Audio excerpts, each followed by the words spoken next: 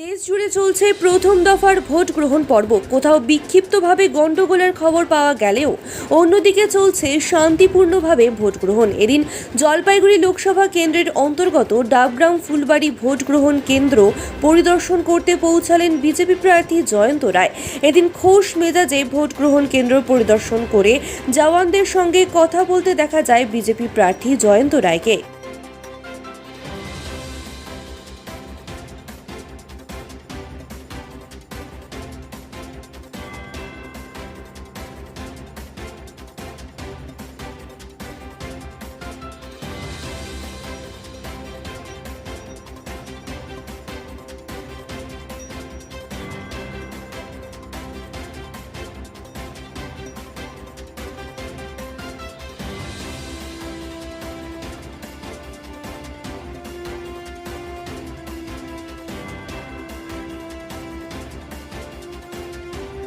Vote তো ভোটের মতো চলছে, এখানে দেখলাম বেশ শান্তিপূর্ণই চলছে। এই জায়গায় আমি ফুলবাড়ি এলাকায় এসছি।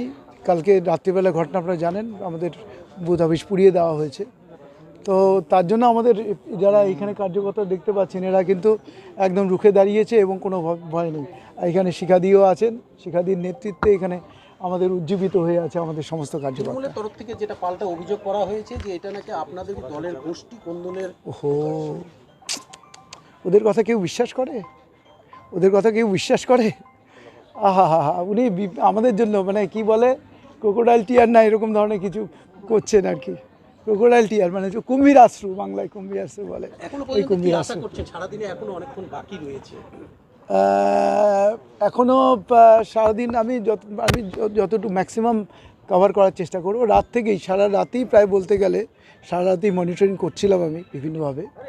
তো বিভিন্ন ঘটনাগুলো ঘটে, অনেকগুলোই আমরা ইলেকশন কমিশনকে জানিয়েছি, পুলিশ অবজারভার, অন্যান্য যারা ইলেকশন অথরিটি তাদেরকে জানিয়েছি।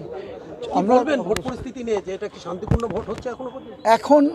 এখন তো দেখছি কালকে আমাদের বোধহয় রেজিস্ট্যান্সের জন্য এবং আমরা সব দিক থেকে যেভাবে মানে ইলেকশন কমিশন থেকে জানানো থেকে আরম্ভ করে সিএপিএফের ডিপ্লয়মেন্ট নিয়ে কথা বলার, এগুলোর কারণে আমার মনে হয় এখন ঠিকঠাক আছে।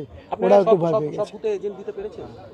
বুথে আমার দেখা এরকম বুথ হয়নি যেখানে আমার জানা এরকম নেই যেখানে হয় নাই, এক্সেপ্ট একটা জিনিস বলছি, সেখানে আমাদের পোলিং এজেন্টকে কালকে ভয় দেখানো হয়েছিল রাত্রিবেলা, সেটা হচ্ছে পোড়াঝাড়।